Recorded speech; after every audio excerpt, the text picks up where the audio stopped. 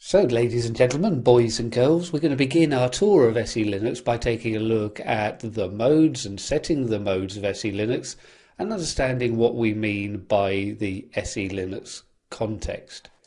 So you can see I'm on the console of my CentOS 7 system, logged on as the root user, and hopefully we're going to help explain some of the things that we saw during our recovering of the root password on CentOS 7.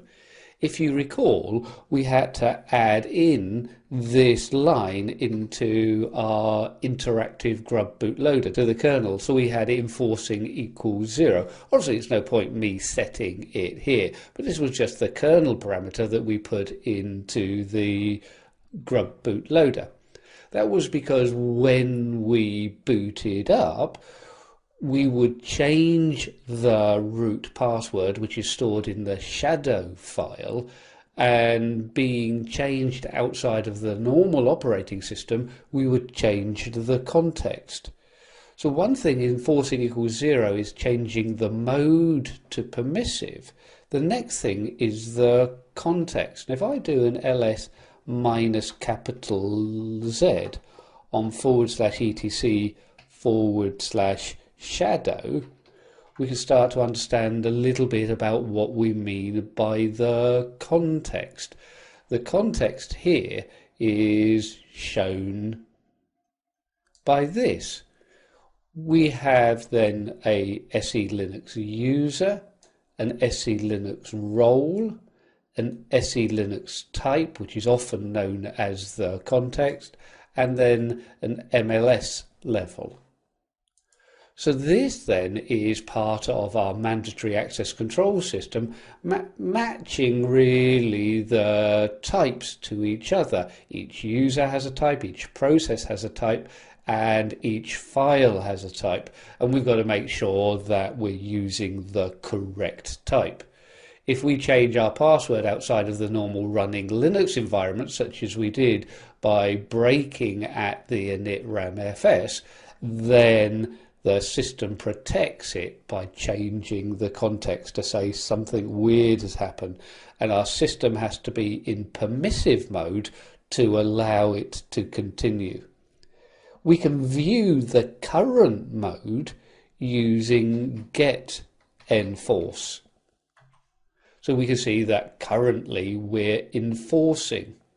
If I use SE status, we can see a little bit more detail. We can see our current status is enabled. So we're using SELinux, it's not disabled, and our mode is enforcing. The mode really can be enforcing or permissive. We could also set it to disable, so we're just not using it. With enforcing, we both read the rules and apply those rules. In permissive, it's really like a cop who's having just one of those days. Yeah, you're speeding, but can I be bothered starting my engine and chasing after you? No.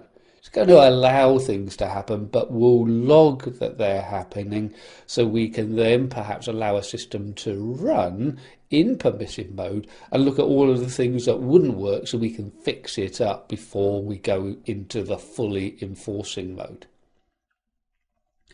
We can see though that we're enabled and our current mode is enforcing, but the mode from the configuration file is also enforcing. And what we're looking at that, if I go through and cat out /etc/SELinux and config, let's just move that up to the top of the screen, we can see here we can set the mode. So again, we can set it to enforcing, permissive and disabled. If we set it to disabled though, when we enable it again, we've got to go through every file within the file system, checking its context and making sure it's set to the correct level for the directory. So be careful about disabling and enabling. Even if I disable and go into permissive mode, we still have to then go through and auto relabel everything within the file system. The default SELinux type is targeted. So this then really looks at the type element of the label. If I want to change the current mode, we can then go through and use SELinux, and we can go 0. And now if I use get enforce, we can see that we're in permissive, and I can either go set enforce 0 or set enforce permissive. If I want to go through and enable it again, I can then just go back and we're back in enforcing.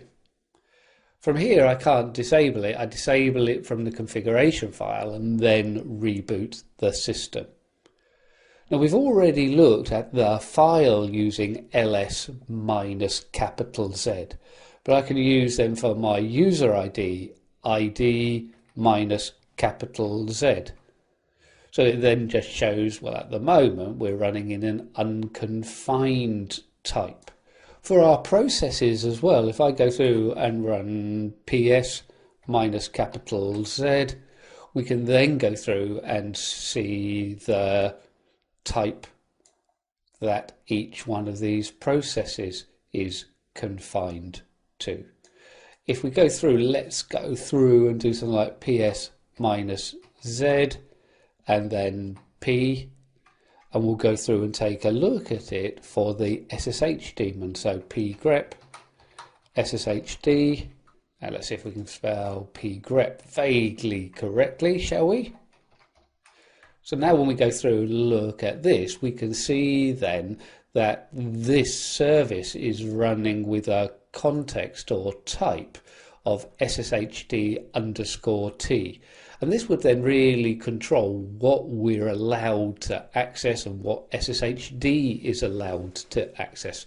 Very often the SSH daemon, its main daemon services of course will be running as the root user, who should then have access to everything on the system.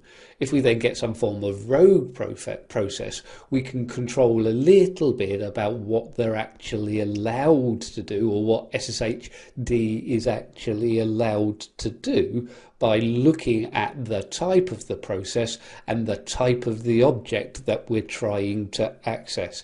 You know, in very simple terms, just think about it. If you're a guy, well, you can go to the gents' loos. If you're a lady, you go to the ladies' loo.